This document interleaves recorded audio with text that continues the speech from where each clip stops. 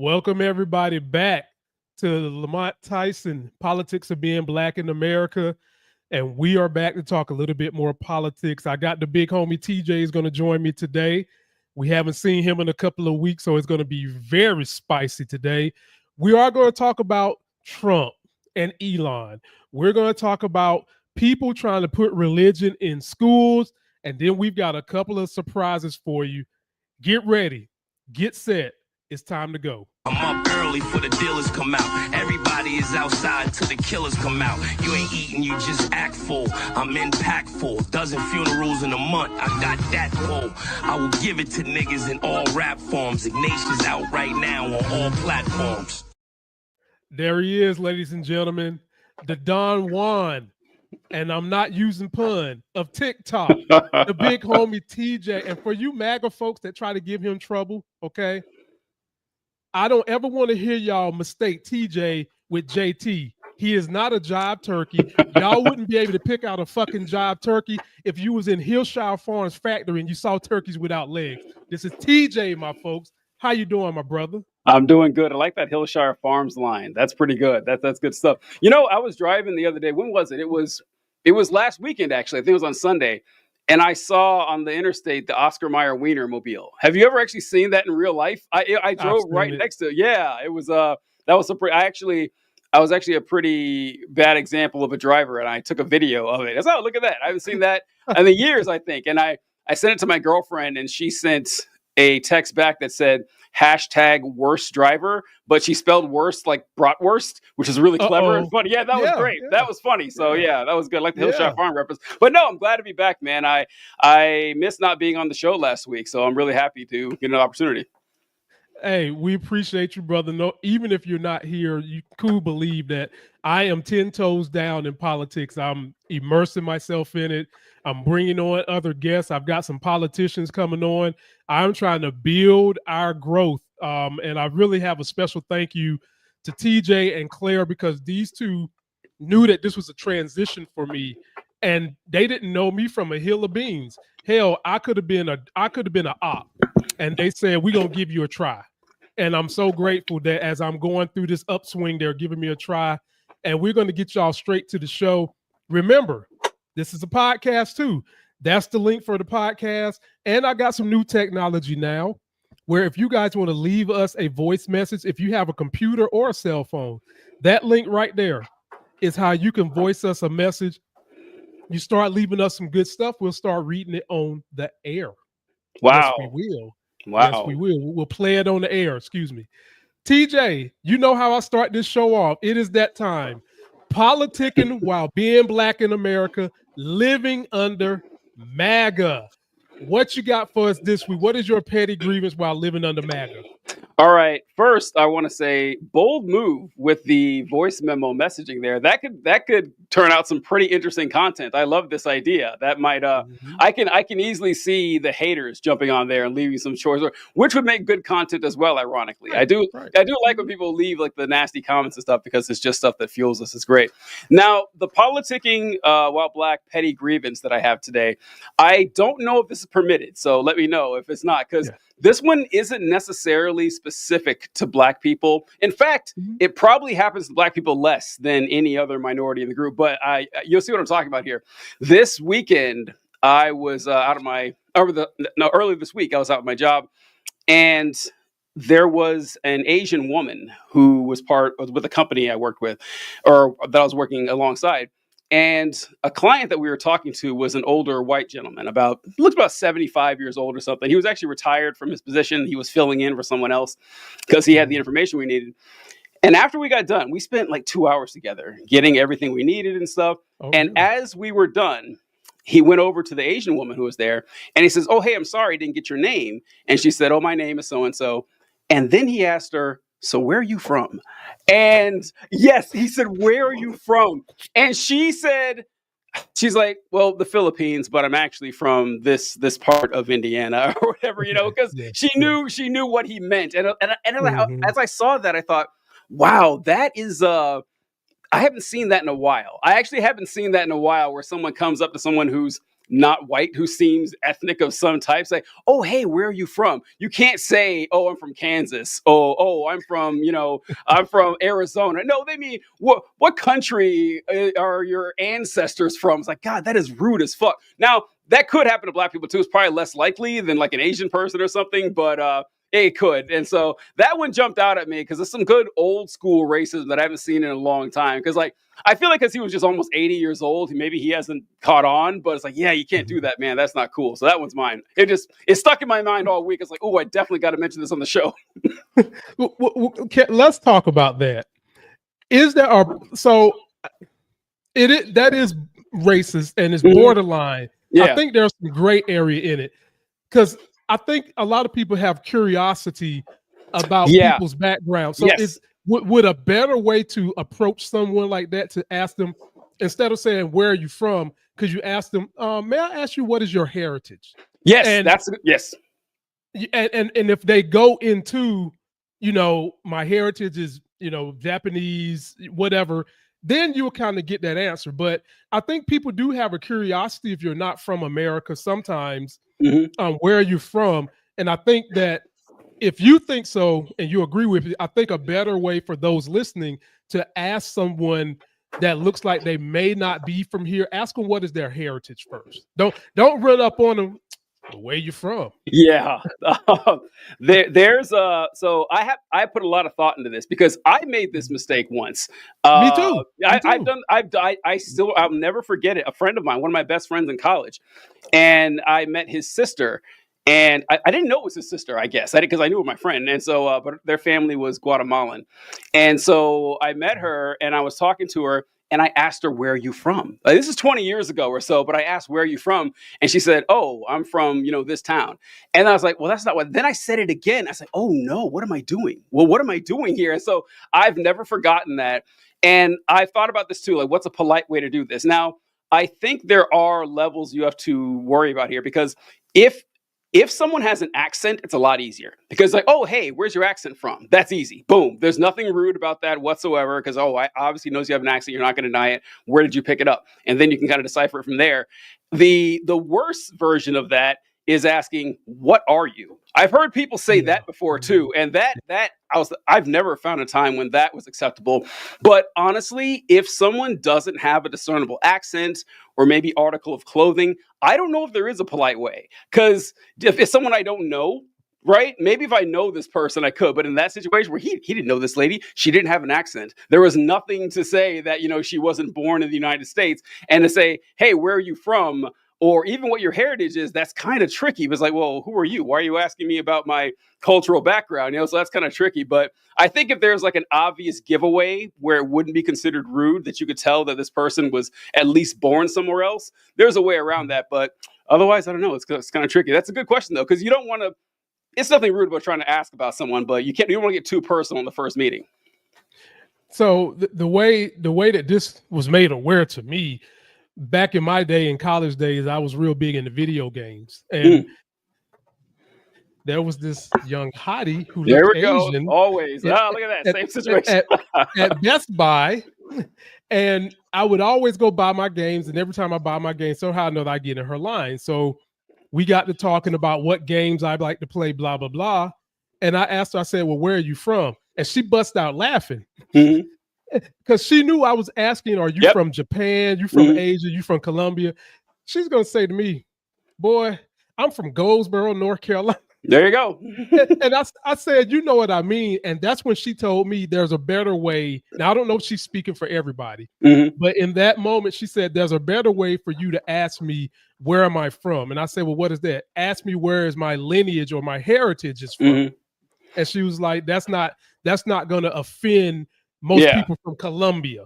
That's what she told me. And so from that day, if I'm in a grocery line, or if I have a server, or if I'm checking out, or someone's making small talk in the elevator and I'm curious about their heritage, I'll ask them, where does your heritage lead? Where does it come from? And they'll usually give you a good answer. And most people have been thankful that I asked it that way. So that's just been my experience. Yeah, but them girls get you in trouble, bro. and they'll teach you a thing or two too. So TJ, Yeah. now we'll bring you to my petty grievance of the week, my politicking while being black, my brother, Lord Jesus Christ. Here we go. Ladies and gentlemen, TJ, my issue this week is the little dick energy coming from the fucking White House. Going back and forth with Elon. This Yep. is supposed to be our highest office, and some would even say the most powerful office in the world. And you're up there going back and forth on social media with a man that you clearly knew was the way he was when you got there. Then y'all unfriending each other and shit. That is, if that's not little dick energy, I don't know what it is. And then the vendetta going back and forth. Real killers move in silence. They don't got to tell you their penis is big. They just run up on you and slap the hell out of you like it's some salami in aisle number 7 at Food Lion. But this petty beef between Trump and Elon, not only does it make us look, it makes America look bad, it also makes us look weak. It makes us look weak. It's embarrassing. This party and Trump and MAGA have been an embarrassment. And that's my petty grievance of the week. Why are we looking so petty and so weak that we have to go back and forth with a citizen online? Now, if I'm going between Elon and Trump, the expectation is that the Oval Office is going to set a better standard than a regular citizen. That's the expectation, but not when the occupant of the expectation has the mental capacity of a 5th grader. We shouldn't expect that. But either way, TJ, it's still bad. Tell me, am I wrong with my feelings of the little dick energy coming out of the White House, making us all look bad? Well, if you'll pull up the tweet I have here, I just shared. Okay. This is from Jack Posobiec, and he disagrees with you, Lamont. He says, some of y'all can't handle 2 high agency males going at it, and it really shows. This is direct communication, phallocentric, versus indirect communication, gynocentric. I understand you aren't used to it. Now, Jack Posobiec is a disgusting right-wing grifter of the highest order, or the lowest order, I guess I should say. And so it's really funny seeing them trying to defend this. Actually, this isn't like 9-year-old girl behavior. This is full-grown man behavior. This is how 2 alpha males duke it out by subtweeting and passively aggressively attacking each other on 2 different platforms. By the way, that's what makes it so great. They're actually not talking directly to each other at all. Trump posts on Truth Social that he owns. Lies social. Yeah. And Elon posts on Twitter, which he owns, talking about each other without talking, directly to each other. It's cowardly and it's weak and pathetic. I mean, you're correct. In most situations, people would expect the president of the United States, the leader of the free world, the most powerful person on the planet, to show a little class and dignity, but no one expects this from Trump. Like, this is exactly what we expect from Trump. And it's what we expect from Elon Musk, too. And many people have said it. I'm not the first person since it's come out, but I don't want to hear another word about how women are too emotional to be in charge, about how women couldn't possibly handle the pressure of running business or leading a country when you have 2 grown men acting like this. Exactly. That's all I'm saying. I didn't want to use AOC's quote about the 2 girls or whatever her quote was are having a fit. But that's exactly what it is. Ladies and gentlemen, let us know how you feel about our petty grievances. And if you've got one that's strong enough, you can leave it right here and we will play the petty grievance voicemail right here on the show next time TJ is here. So TJ, what you got for us this week? What's the first subject you want to cover under your docket this week? All right. I don't know if you wanted to go into more detail about the Trump and Musk thing, but I can't get enough of this. I cannot get enough of the Trump and Musk fight. Yeah, good. So I guess we're going to overlap because one of my main stories that I picked is the Trump Musk angle. But let's see what your angle is first, then we'll go to mine because I'll tell you mine up front. Mine is more so about what could be the ramifications if these 2 continue to go at it with each other and what Musk could wind up doing versus what Trump could wind up doing. That's my angle. Okay. Yeah. I was kind of gonna do. That's funny. We probably read each other's mind because I thought you'd go a different route. And I said, okay, I'm gonna go after. Did you see when Elon made that tweet saying that we need a third party? Did you see that? No, I didn't. Okay. No. All right. I'll go ahead and pull that Okay. up then. I'll go ahead and All right, pull let's that up pull it then. up. All and right. for those of you that don't know, we used to have 3 parties way back when this country first started. We did have an additional party called the Whig Party. And as a matter of fact, George Washington himself made quotes about why the country needed 3 parties versus 2, but y'all see that shit died out real quick. Here we go. There you go, TJ. All right. So Musk tweeted out, it's like, is it time to create a new political party in America that actually represents the 80% in the middle? And this is what I like to call like my favorite dumb guy tweet. Guys say this all the time. It's like, you know what would solve the problem? A third party. If we had a third party that just got you have the wild extreme 10% to the left and the wild extreme 10% to the right. And if only we had a party that represented all us normal people in the middle, we could take control. We got the numbers. And whenever I hear this, I always respond with, it's odd that whenever this is suggested, it's never followed by a list of policies this third party would adhere to. That never happens. It never, because it doesn't exist. There's no such thing as this all-encompassing party that could solve everyone's problems.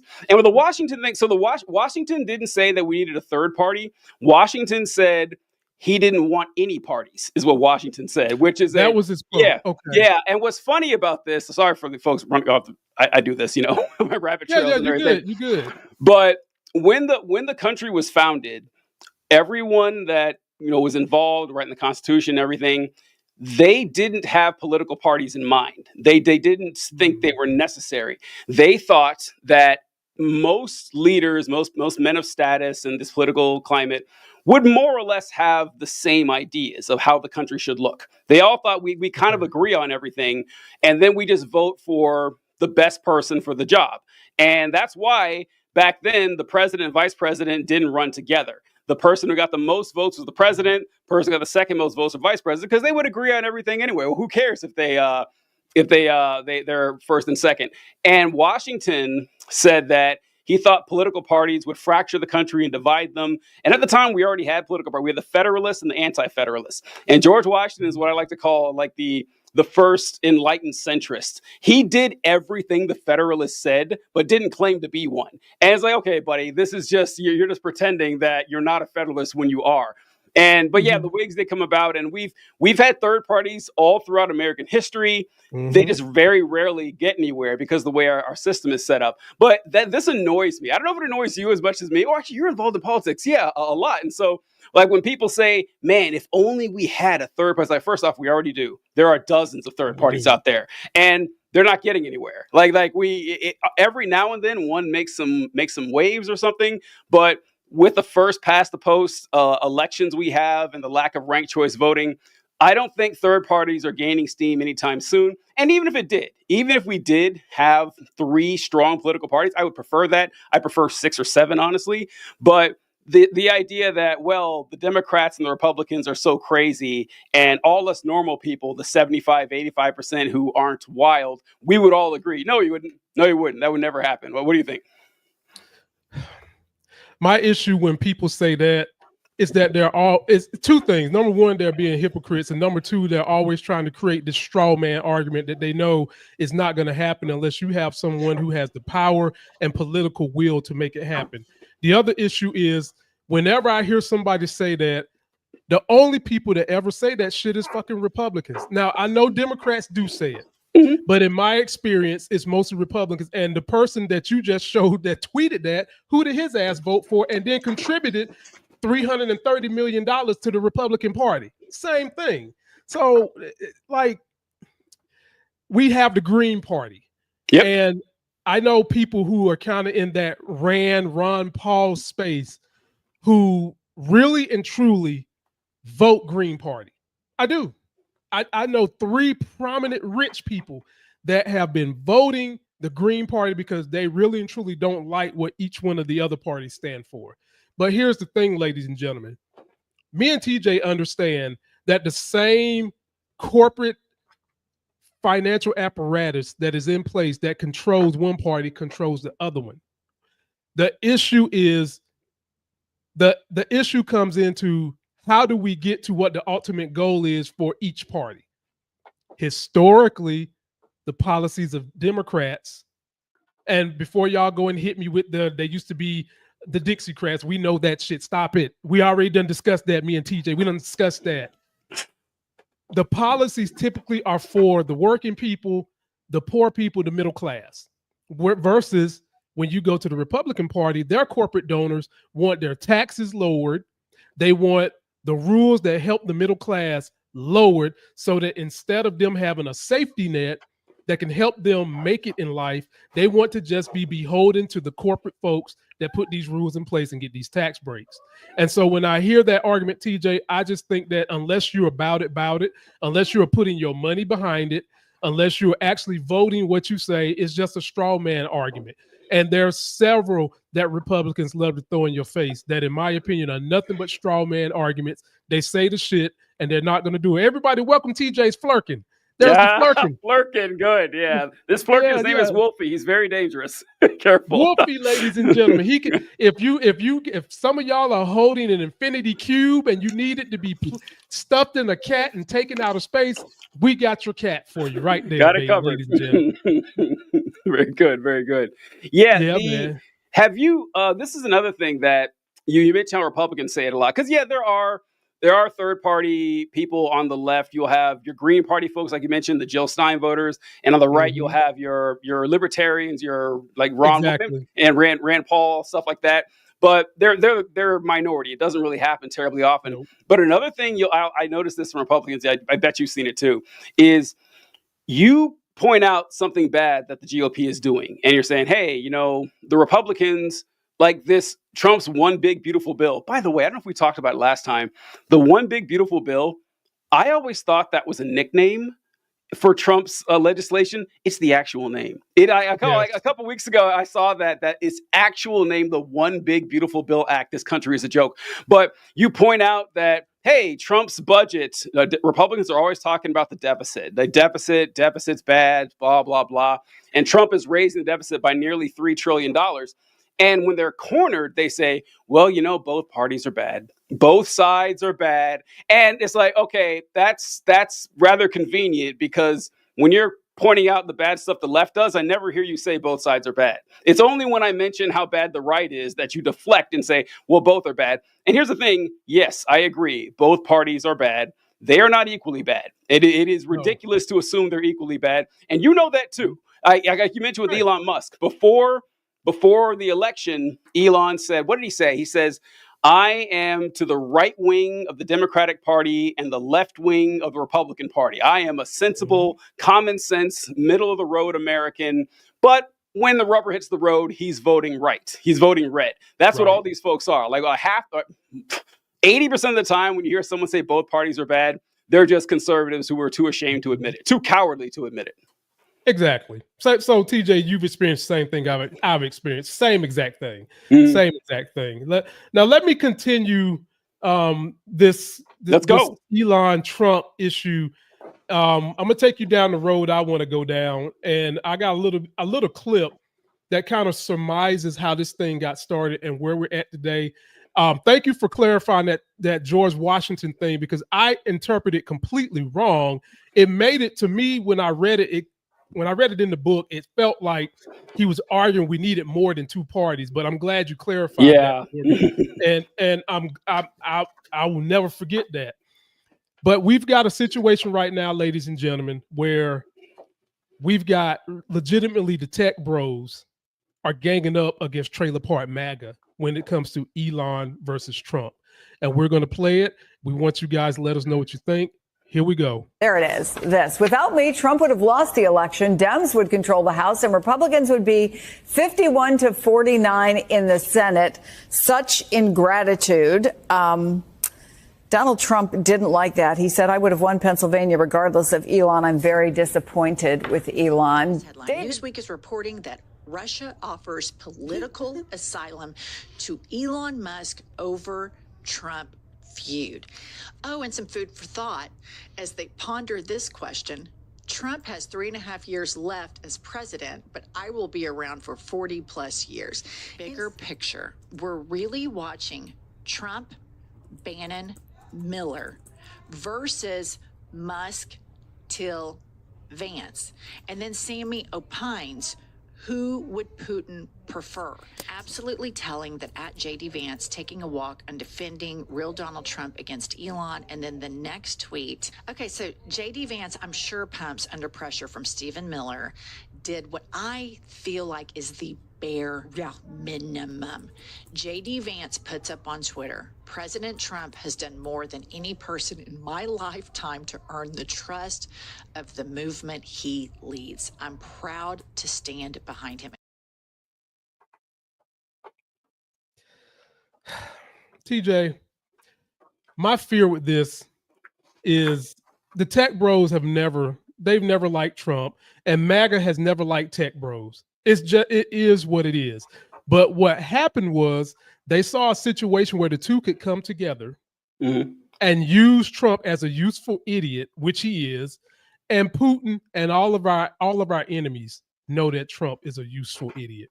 There has been rumblings in the Republican Party because the person that has been groomed, ladies and gentlemen, by big tech or right-wing tech is JD Vance. Y'all remember, JD Vance was a Democrat. JD Vance wrote a book called Hillbillyology that just trashed Trump and MAGA. Then all of a sudden he goes to a weekend love camp with Peter Thiel. I guess Peter Thiel shoved his penis right in his hind parts, yanked it out good enough that next thing I know, JD Vance is coming back. He's a Republican, and all he wants to do is help tech. I easily see tech calling for this impeachment because they want to get Trump out the way. They don't want everything they got right now, and they see that this fight between Elon and Trump could make some issues tougher for the people that want to grow tech. And I was telling my wife yesterday, TJ, you would think that Trump has the upper hand because he's sitting in the most powerful seat in the White House. That's what you would think. Here's the problem. Elon Musk, for the longest time, has been fraternizing with Putin because he's got those satellites he put up in the air that Russia loves to use, and he's been fraternizing with China. I wake up today, I see that quote, Russia is offering Elon asylum. Not to mention, there is reports that a lot of that Doge information that Elon collected, Russia has gotten some of the passwords. So we are super compromised. And I think that this could be the issue that could really, really harm America if this fight between Elon and Trump continues to happen. Because Elon could go mess with two crazy dictators that hate America in China and Russia, and he can dictate the terms that they set with America. And when I say dictate the terms, the ultimate terms go through a person who has a 5th grade level education in Donald Trump. And when you add all that alphabet soup together, TJ, I don't see how we get out of this thing unscathed. What say you, my brother? I guess I would I don't know. Like, let's say Elon gets his way in this spat and he wins, or Trump gets his way in the spat and he wins. I don't know what the functional difference would be. I guess that's what because both of them like Putin. If the goal is to damage the United States in every way, I just don't know how much more damage Elon would do than Trump. Like where do you think the damage would come from? So there are a couple of areas. Number one, let's start with China. We're in a tariff. I don't even want to call it a war. I'm gonna say we're in a tariff verbal issue with China. Yeah. Elon has been losing car sales in China like Nail Carter lost weight before they came up with Ozempic. He could easily go assert his influence in China and say that I'll share some of these rare minerals I have in some of my other places that you guys need, and stick it to Trump, jack those tariffs up. Don't make no negotiations with Trump. That hurts Trump because it makes him look bad, but ultimately those tariffs get passed down to the American people because they are taxes on the American people. And Elon is already filthy rich. He doesn't give a shit about that. Then we move on to Russia. Elon is playing two-handed fists with this. He's got satellites that supply Russia, and he's got satellites supplying Ukraine. He could easily just say, Putin, let's turn the heat up on America. Let me kind of lower what I'm doing in terms of the satellites that I have with Ukraine. I increase yours, and then we'll make you put the onus more on Trump to make him look bad. And to some level, how bad is Trump willing to look as far as a strong man? Because the thing that gets to Trump, he's got his ego. He likes to look like a strong man. And if Elon is in Putin's ear telling him to make Trump look small, how much fighting back do you think Trump would do? Or will he just let Putin make him look bad, which is the worst thing you can do to Donald Trump? That's what I'm saying Elon Musk could do behind the scenes, rather. This is interesting because I don't know if I have a different view. And this is, I got into a discussion with my co-host, John Cooper, in Counterpoint Politics on the left wing, because he's more with you on this. I don't think Elon's going to win this. I don't think he is. Really? No, I don't. I hadn't heard about the wrinkle with Putin offering asylum. Let me give you this real quick before you go. Let me give you the data. Sure. All right. So here's a little bit of the data that kind of backlogs what's been going on between Putin and Trump. And this all comes from PBS and NPR, you dumbasses, vetted sources. Excuse me. Musk has reportedly been in a regular contact with Vladimir Putin since late 2022, raising red flags about mixing private sector influence with high-stakes geopolitics. Concerns focus on national security, which we just talked about. Doge got all that information, and we are worried how much of that did you give to Russia, considering Musk companies have sensitive U.S. government contracts and security clearances. And I won't read all of them, so let me go down here to Reuters, whistleblower, Russian IP hacking attempts. A whistleblower from the NLRB revealed Doge staffers' access potentially led to infiltration of sensitive case data. Unusually long showed attempt logins from Russian IP, including corrected credentials. So I give you that, TJ. And there's a second part to it that concludes it, but I've given you the fundamental data for how I came to my thought process. So it's your turn. Yeah. The only thing I'd say is I don't see anything happening that would damage Donald Trump with his cult followers. I don't think there's anything. I genuinely don't. We spent months hearing them say, I don't care if the stock market crashes. I don't care if I lose my job. I don't care if the tariffs work at all. We trust Trump. I just don't see any scenario where Trump loses his influence on the base, which is really what matters. Because like you mentioned earlier, the Republicans who know what they're talking about, the Republicans like the professionals, the donors, the politician class, the conservative intelligentsia, to the extent that even exists, they've never liked Trump. They've never been a big fan of. Yeah, they despise him, but they're forced to accept him because the people who matter, the ones who vote in the primaries, who actually get them elected, love him. Trump. He's a useful idiot for them too, basically. Well, they're idiots as well, so it works out just fine, doesn't it? Yeah. Right. So yeah, right. They work. I have never seen a politician as beloved by their base as Donald. I've never, even when Obama at the height of his powers didn't have a committed following like Trump has. They wear his hats, they tattoo his name on their bodies. I mean, they will do anything for this guy.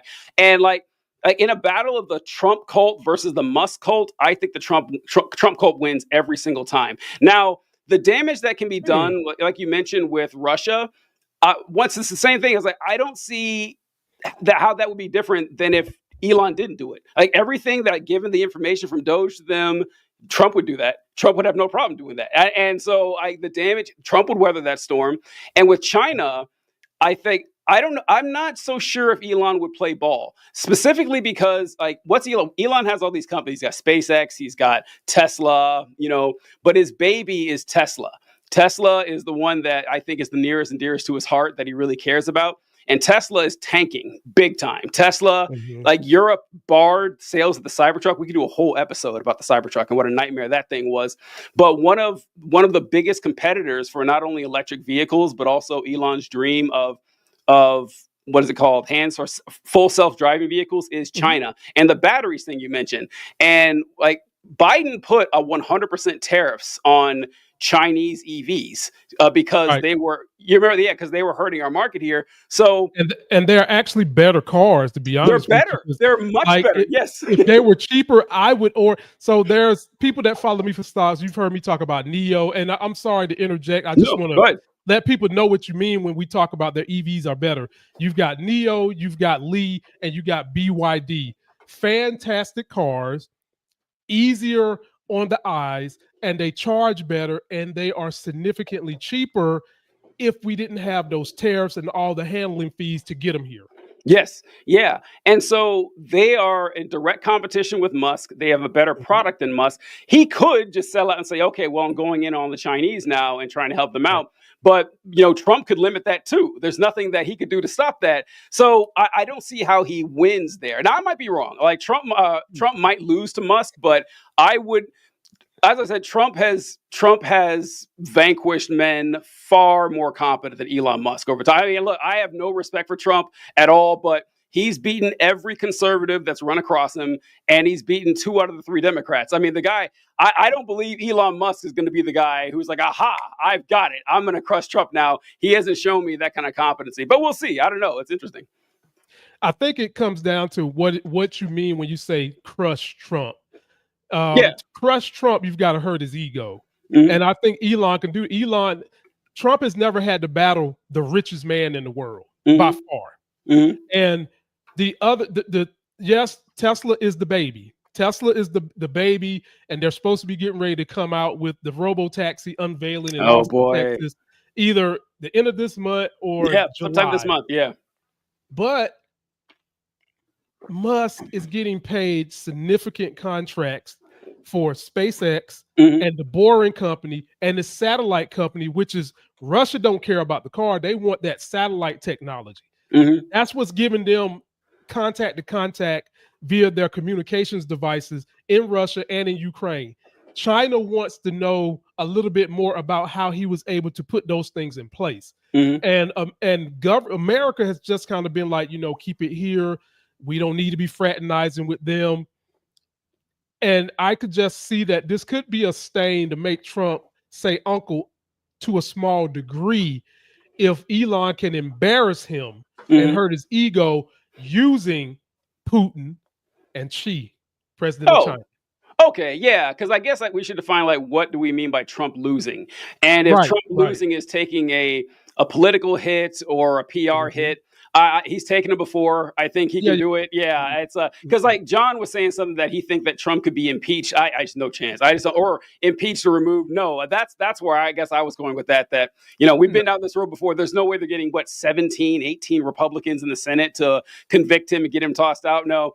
Yeah. So No, yeah. honestly, I could see it, but it doesn't affect me because all we're doing is getting more evil. We're getting JD Vance to put in place the technological oligarchs. That's who would do it. Mhm. And the 17 Republicans you're talking about, 15 of them's biggest donors are Peter Thiel and that nut crack that runs what's the name of that? Palantir. That's some of their biggest donors. So they would love to take Trump out, Mhm. inject JD Vance, but that wouldn't help us. No, Like no, it wouldn't it's do anything. no. I agree. Yeah, I agree. It's gonna be Yeah. fun to see. I did you see that we didn't even mention the fact that once Musk finally broke down, it was funny to watch it happen in real time. So for those of you Mhm. wondering, Elon Musk left the White House last week. I think it was last Yeah. week. Yeah. So I didn't even know this until it happened, but he was hired under a special stipulation. It's called a special government employee, which is a position in which you work for the federal government as a civilian on 130 days. That's the length of your contract or whatever. And Trump announced that Elon was leaving, but then it came out that, oh yeah, they just didn't renew his contract. Oh, your 130 days are up, time to go.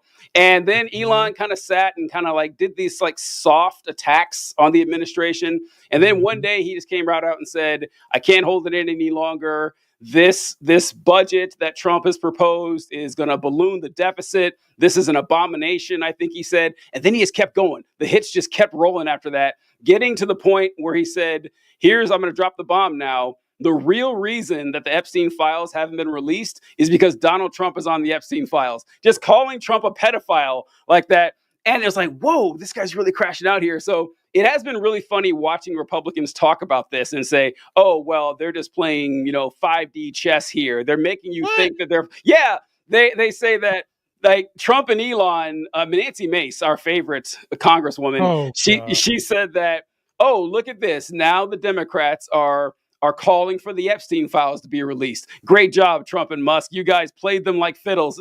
No, that's not what's going on here. It's funny watching them like reach and cope for this. But yeah, but anyway, the reason I brought up the Epstein thing is he deleted that tweet today. He took it down. He's like, oh yeah, today he took down the tweet saying that calling Trump a pedophile. So we'll see what happens. It's going to be fun. I'll follow up that with you. Well, Trump already done said it's too late. Yes, he did. Elon walked some other things. Nope. Elon walked some other things back Friday too, in terms of talking about that bill. And Trump's like, it's too late. Now, what did Elon think? Trump is petty. Trump more petty than 50 Cent. What did you think? And secondly, everybody already knew that Trump's in that Epstein file. He's been when they had Ghislaine Maxwell on trial and they had to pull those airplane logs, Trump's name was up there 7 times. We already knew this shit. We knew he's a pedophile. And when you signed up and gave your $300 million to his ass, you knew he was a pedophile too. So I mean, don't just act like this is brand new. We already knew this shit. The thing that strikes me is all of a sudden now Elon want to talk about how bad this bill is with the budget, instead of talking about how bad this bill is for hurting the middle class and poor. Yeah. And Elon, MAGA never liked you. I don't know if you know that. MAGA and those hard racists you decided to wrap your ass in the cloak of, they never liked you. And the people that did like you, you've alienated yourself from them. You don't really have a base right now, Elon. Trump is never going to lose the MAGA cult because they so in the name of Jesus, they think it's Trump. And you have got to work to repair the good work that you claim you're doing for the world. You got some work to do, buddy, and it's going to take you possibly having to help some Democrats that can get you back in good graces, because right now you're caught between a rock and a hard place. And I can see, like I said, I can definitely see Elon wigging out one night and figuring out that, look, Trump and them not going to let me back in.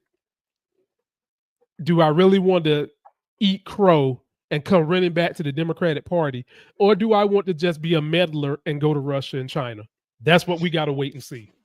Yeah, we do. That's a great point. You brought up that, Elon's complaint about the bill wasn't about the fact that it would, cut countless people off of Medicaid, take healthcare from folks, would damage working class people while giving yet another transfer of wealth to the richest people in the country. But his complaint about it was supposedly the deficit spending, which we all knew that was going to happen. When you cut taxes like that, of course the deficit's going to go up. How could it not? Yes. And Trump was mad at Elon because he promised to find $2 trillion of waste with Doge. And then after 3 months, he says, well, at the end of this year, we might have $100 billion to cut, which is 10 times less than he promised, 20 times less than he promised. And maybe Trump was dumb enough to think there was actually $2 trillion of wasteful spending and instead of finding just random things they didn't care about. But what Trump said that what Elon was really mad about was the fact that Trump's bill took away the subsidies for electric vehicles, which is Elon Musk's baby. Like Tesla was getting tons of free government money every time they sold electric vehicles, in tax cuts and everything. So yeah, that's his real complaint about it.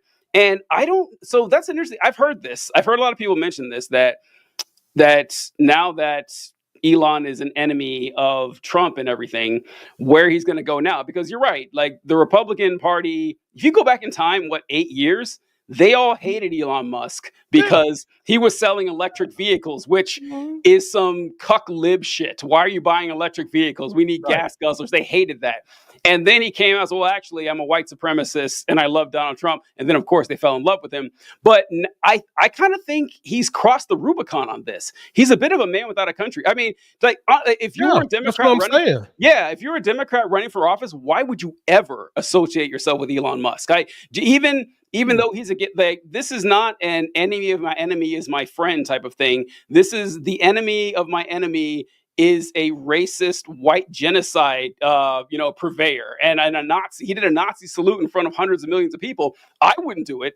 There isn't a check. Well, I would say there's not a check big enough. Hold on, I'll never say that. But be careful with that. But really, I mean, if the person I am supporting and telling people, oh, you should vote for this person, I find out, oh, they took money from Elon Musk, I'm gonna have a hard time defending that. So I mean, then again, a lot of politicians have no soul anyway. But do you think that would work for him if he tried?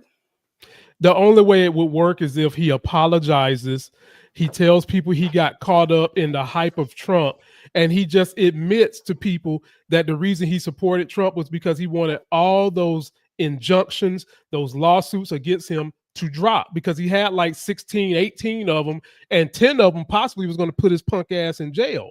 Mm-hmm. And then the real main reason that the rumors are saying is why he's mad, because he knew that those cuts were coming to the electric car. But what Trump and them decided not to do, he had his Ace Boone Coon from SpaceX that was supposed to become the head of NASA, and he was gonna float more money to Elon from the NASA budget, because SpaceX and NASA are two separate contracts. They contract with SpaceX, but NASA has its own budget, and then they give money to SpaceX. And Trump said, no, we're not putting your boy as the head of NASA. Mm-hmm. And that's what they said was the final straw that made that camel fall down. But Elon, if he wants to get back in good graces, he's got to do something that he's not capable of doing. He's got to show humility. He's got to say what he did.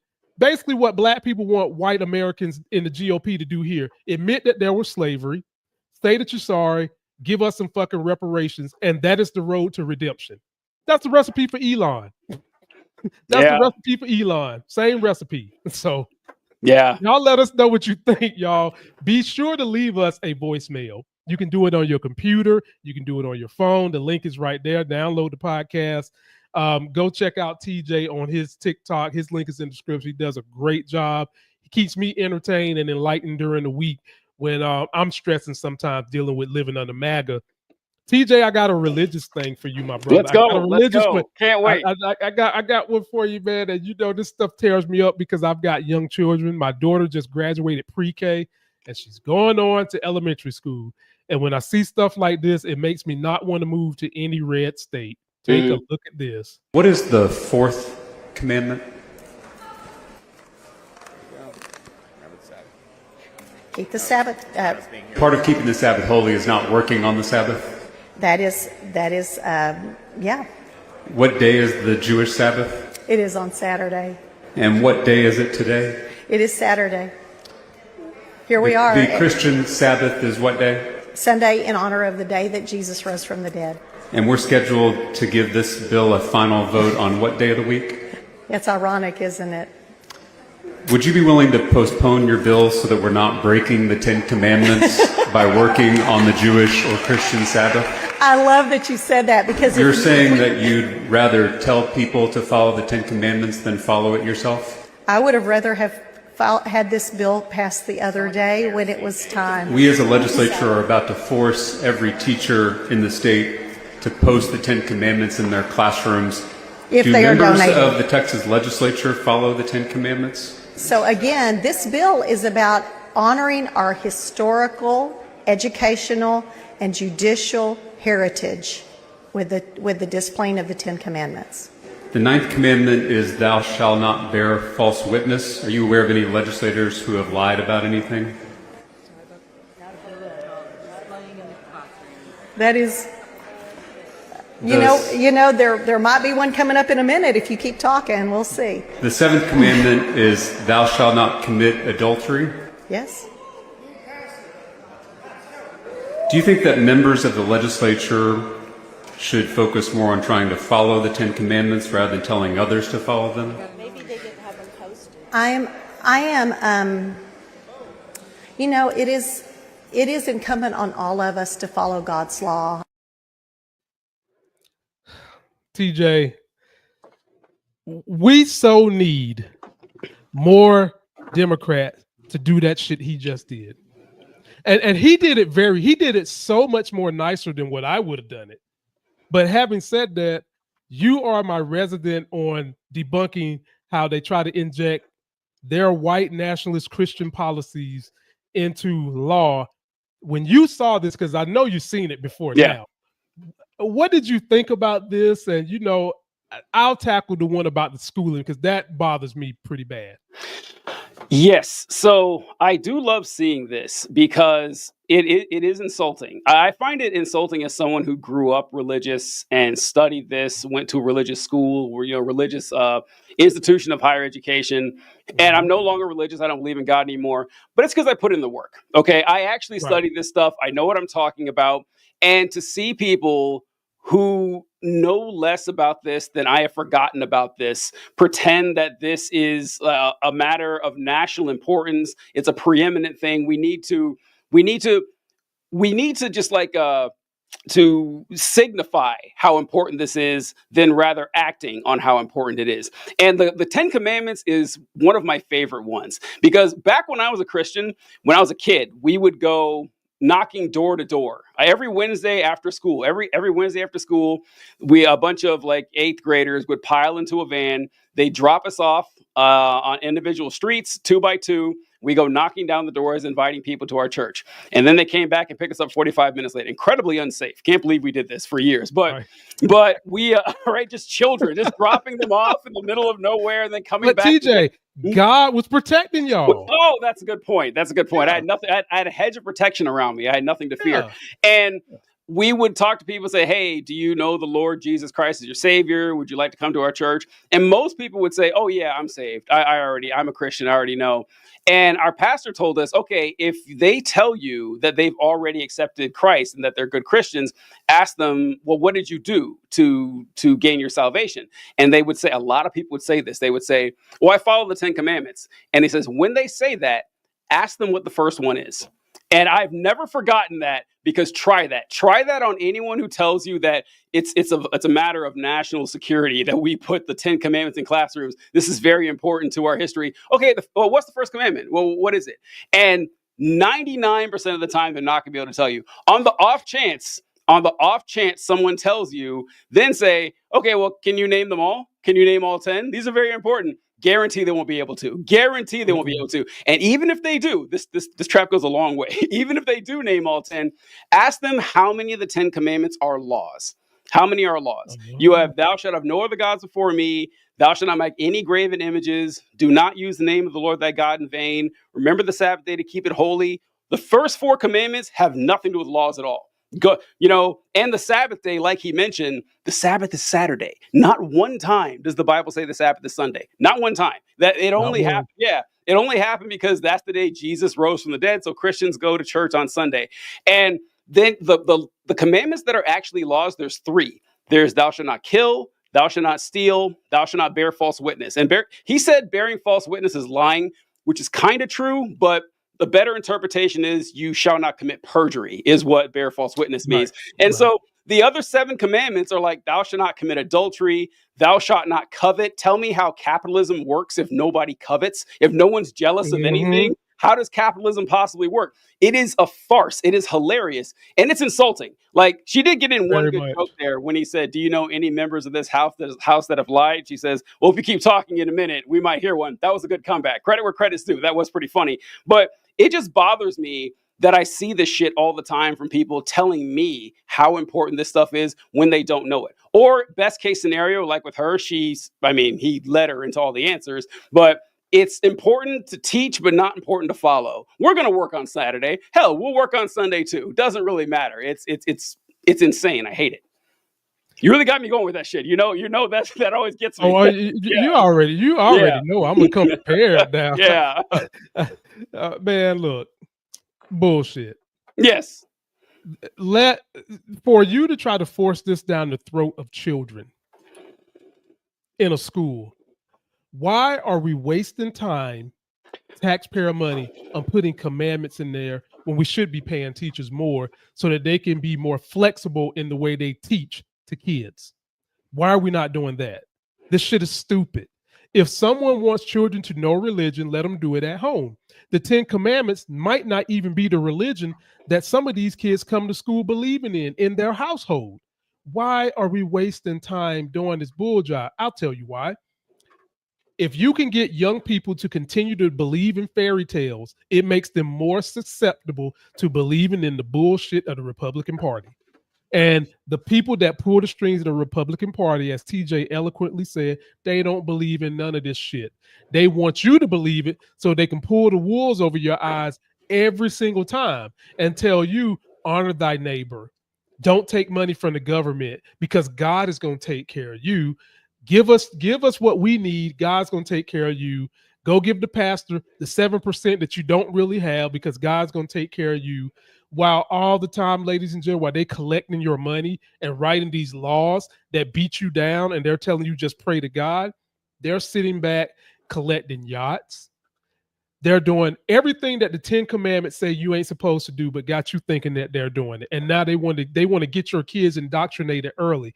You need to be teaching kids the history of this country so that they can be more affable about what happened, so that they can understand how this country needs to work more to make sure everybody's included. And you can just do that from a financial standpoint instead of this bull job. And that's my rant on it, man. And that bitch ain't know nothing about the Bible herself. I mean, the very fact that her makeup was the way it was tell me she's not a Christian. The very fact that I mean, God don't want you messing up your temple. That's in the Bible too.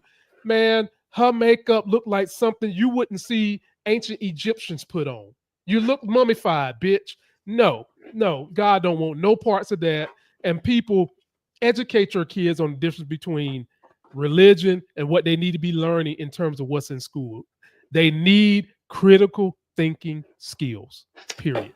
Yes. The funny thing is that there's no one who would be in higher favor of teaching religion in schools than me. I believe religion should absolutely be taught in schools. Like, hey, these are the world religions. These are very important historical and cultural and philosophical matters that have shaped human history. That is undeniable. But that's not what they want. They don't want that. No, they don't want you to say, they don't want that at all. They don't want you to say, well, this is Taoism, this is Zoroastrianism, this is Christianity, this is Islam, these are spiritual beliefs from tribal. No, there's like, no.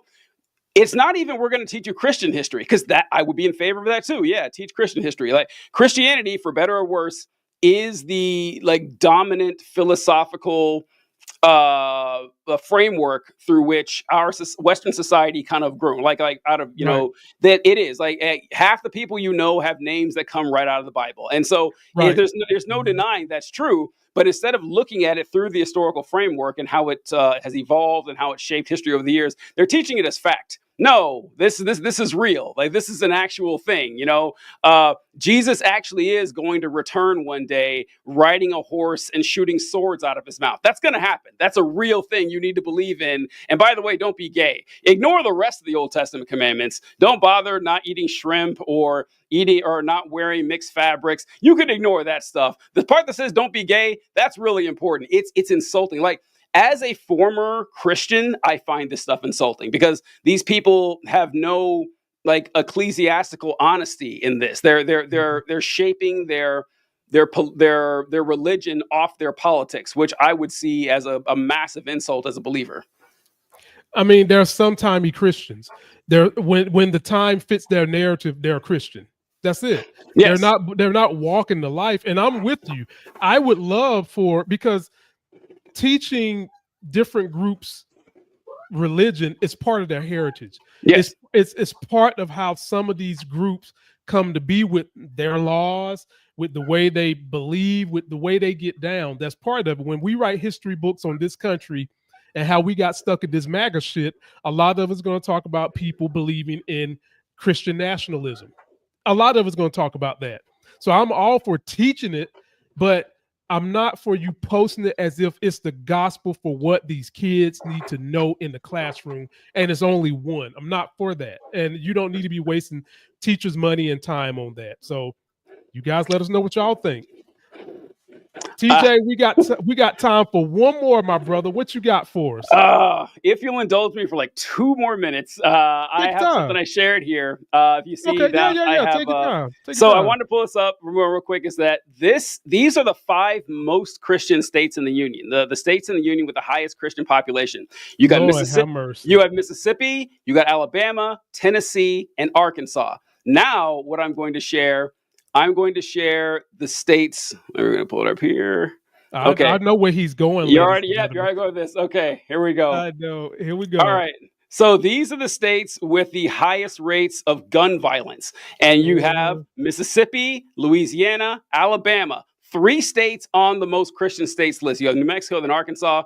And then this is highest gun homicide rates. Mississippi's there, Louisiana is there, Alabama's there. This is consistent. I can't stress this enough that the most Christian states in this nation are consistently the worst places to live. Being a Christian does not exempt you from being a bad person. Being a Christian and having a predominantly Christian society doesn't mean your society is going to be good. If you look at the places in the world with the lowest amount of gun violence, of sexual. By the way, check the list on this too.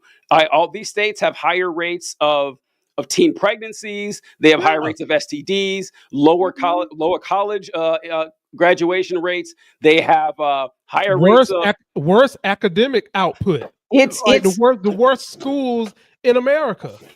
Drug overdoses, child abuse. Christianity isn't stopping. And for the racists out there, I know they're going to say this. I already know what's coming because they say, "Oh, weird that those places have high black populations." Yeah, doesn't that kind of go on? No, it doesn't. All it tells me is that Christianity is not helping black people either. Okay, that's what it tells me. Like Christianity isn't helping anyone in these situations. So I find it rude, not as a believer, but as a non-believer. It's like your society can't exist without Christianity. It's going to fall apart when it turns out the opposite is true.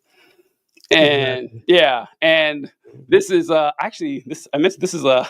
forgot to share. I forgot to share. Yeah. You got to share the good ones now. Yeah, don't hold the good ones. I feel bad. Pretend it's 30 minutes ago. But this picture of Elon. This is a picture of Elon Musk when he bought Twitter, and he did this incredibly lame.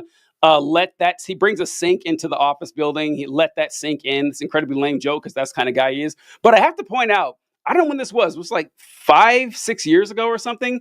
Look how much better he looked back then. Like Elon Musk looks like I forgot. I was like, oh wow, he used to look like a normal fucking dude. Now he looks like some sort of troll, right? Like this guy looks like a decent guy, but Elon Musk is like all bloated. He looks like a Cybertruck. Like you ever seen those memes where he has the body shaped like a Cybertruck? Now I was shocked when I saw this, and this wasn't that long ago. So yeah, I just wanted to pull that up here.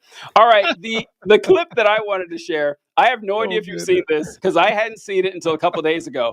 That there is a race going on for mayor of New York. Have you seen anything about this? I've seen some advertisement. It looks like one of the people running is Middle Eastern descent. You probably know where I'm going then. Yeah, I have an idea. Yeah, let's go with it. Okay, so there was a debate amongst all of the candidates for mayor of New York. And the question starts off with something I had never heard before, that apparently it's a big deal where the mayor of New York goes for their first foreign visit. And it's about 2 minutes long, and our guy doesn't show up until like probably number 6 or so. But I wanted to do this whole clip because I think it's very important to show this question was asked to everybody and see the reaction for how they did to everyone else versus how they did to this guy. First foreign visit by a mayor of New York is always considered significant. Where would you go first? Left to right, Ms. Adams. First visit, I would visit the Holy Land. No. Okay, Mr. Lander, sorry. Boy, what Trump is doing to Canada, there's a lot of opportunities for us to partner better with them. Ms. Ramos. I'd love to meet Claudia Scheinbaum, but I'd probably head to Colombia, to my parents' homeland. Mr. Myrie. I am a proud son of 2 Caribbean immigrants. I represent a robust Caribbean constituency. I'd like to go to the Caribbean as my first visit. Mr. Cuomo. Given the hostility and the anti-Semitism that has been shown in New York, I would go to Israel. Mr. Tilson, where would you go? Yeah, I'd make my 4th trip to Israel, followed by my 5th trip to Ukraine, 2 of our greatest allies fighting on the front lines of the global war on terror. Mr. Mamdani. I would stay in New York City. My plans are to address New Yorkers across the 5 boroughs and focus on that. Mr. Mamdani, can I just jump in? Would you visit Israel as mayor? I will be doing, as the mayor, I'll be standing up for Jewish New Yorkers, and I'll be meeting them wherever they are across the 5 boroughs, whether that's in their synagogues and temples or at their homes or at the subway platform, because ultimately we need to focus on delivering on their concerns. And just yes or no, do you believe in a Jewish state of Israel? I believe Israel has the right to exist. Not as a Jewish state? No, as a state with equal rights. He won't, Okay. he Not won't as a say it Jewish has state. a right to exist as a Jewish state. Be very And clear his on answer was no, he won't visit Israel. I said that. That's what he was trying to say. No. Unlike No, you, I you answer. never- Unlike you you, I never answer said questions no. very Okay. directly. All right, and I want to be very clear. I believe every state should be a state of equal rights. Okay, thank you, Mr. Mamdani. Mr. Blake, where we? All right. I had no idea there was an election going on for mayor of New York. I had never heard anything about this, but I was shocked to see that clip. That was a wild ride right there. They went through half a dozen people who said, "Oh, I'm going here, I'm going there, I'm going here."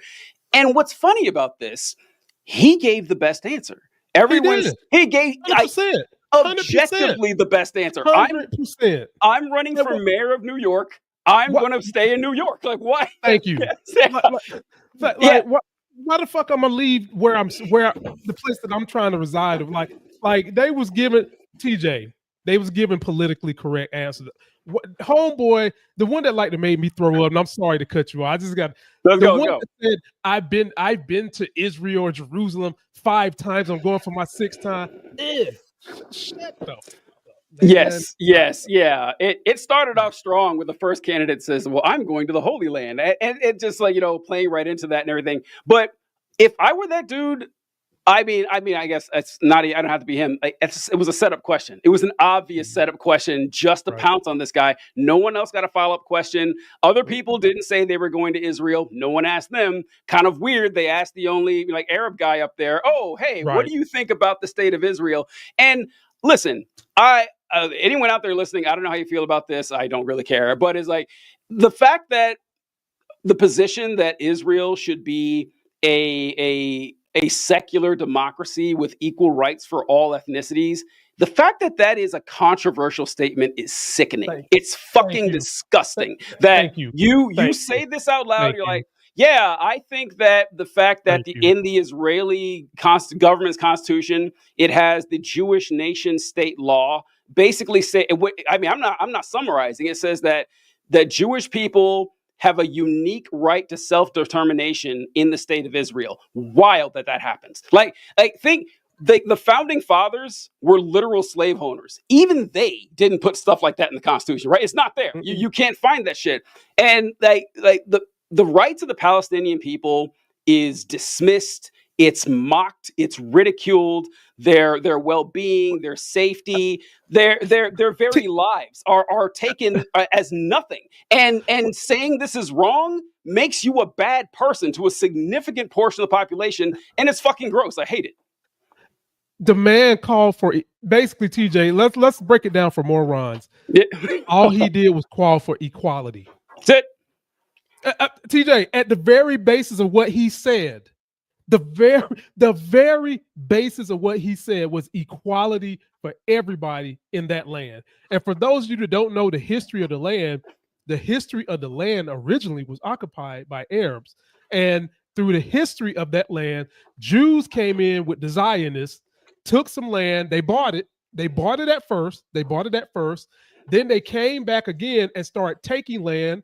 There was a treaty that was put in place that Israel easily went to because it was going to be a 55-45 thing. Jews get 55%, Arabs are going to get 45%. And the Arabs we're not signing that shit. we're not signing that shit. We was here. Y'all came here, bought land because we didn't have the money. Then y'all came and took land. And that's how we got to the late 80s when we got the fighting and keeping wars going. So to me, I'm bothered that Jews don't understand that they probably don't even know their own history other than what people tell them. You don't understand that being fair and equitable would be to share that land. That's fair. Get some democracy in there and share the land. And for those people to tap dance the way they was doing around Homeboy makes me want to send him some money. Right? Yeah. I wish I could vote for mayor of New York. I wish I was there because that guy's got my support already. He's already got it.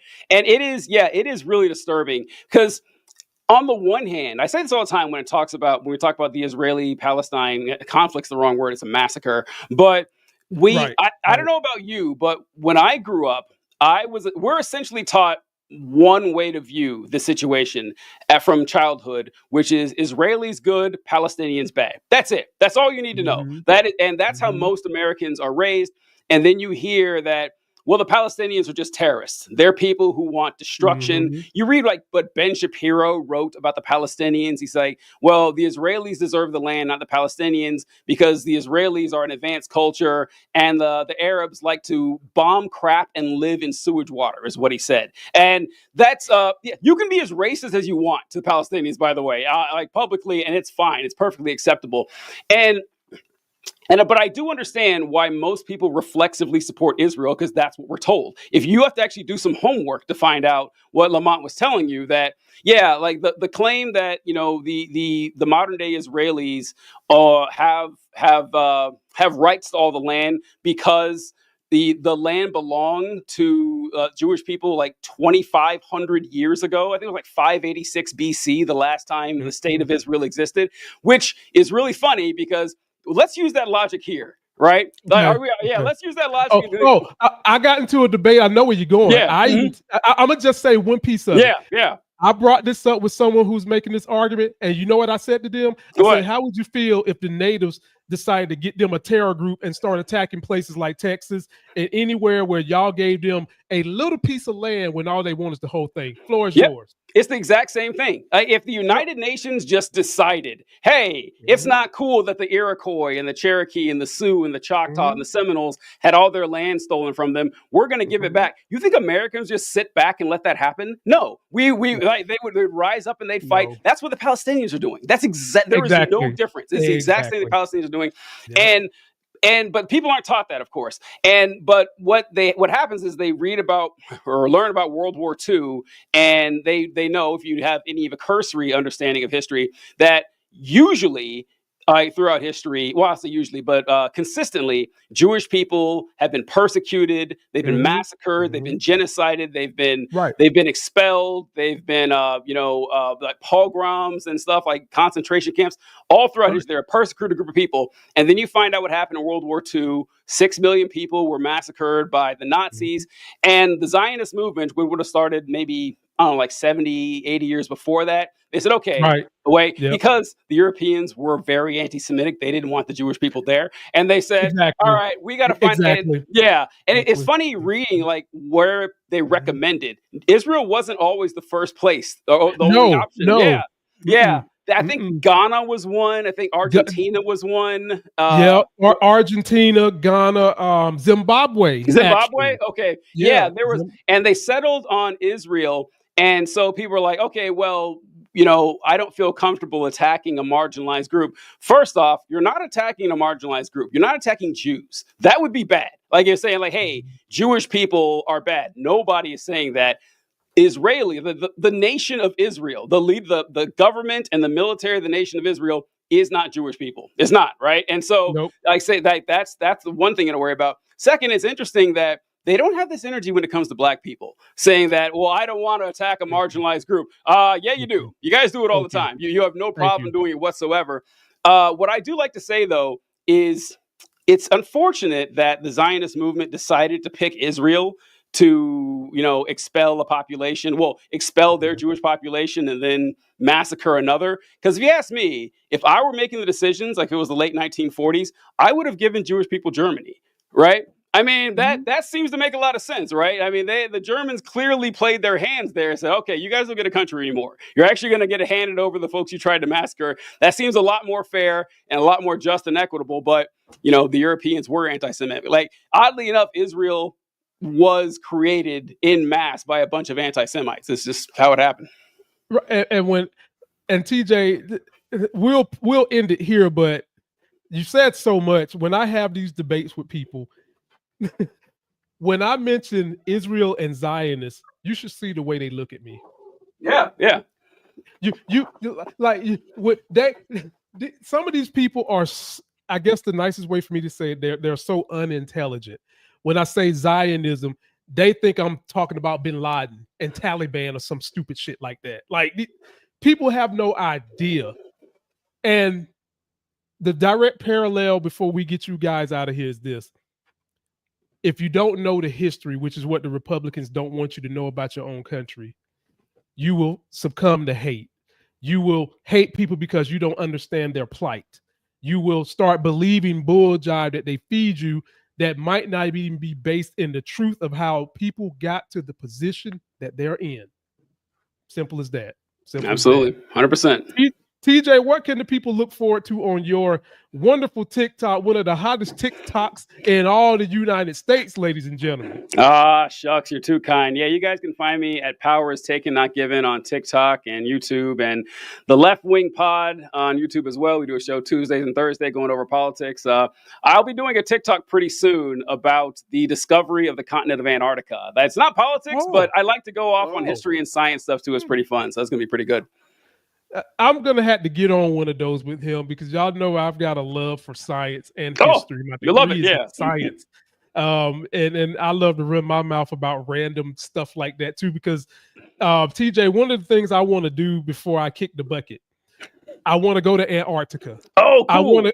I want to go as far north as I can go in Alaska. As a matter of fact, it was in the news this week because they're trying to do this new pipeline that starts from the very top of the Arctic area of Alaska all the way down. And this is political. I ain't get into it, but Alaska is probably one of the only red places I would ever move to because it lacks so many people that the rules that they have in place are not like your Tennessees and your Texases.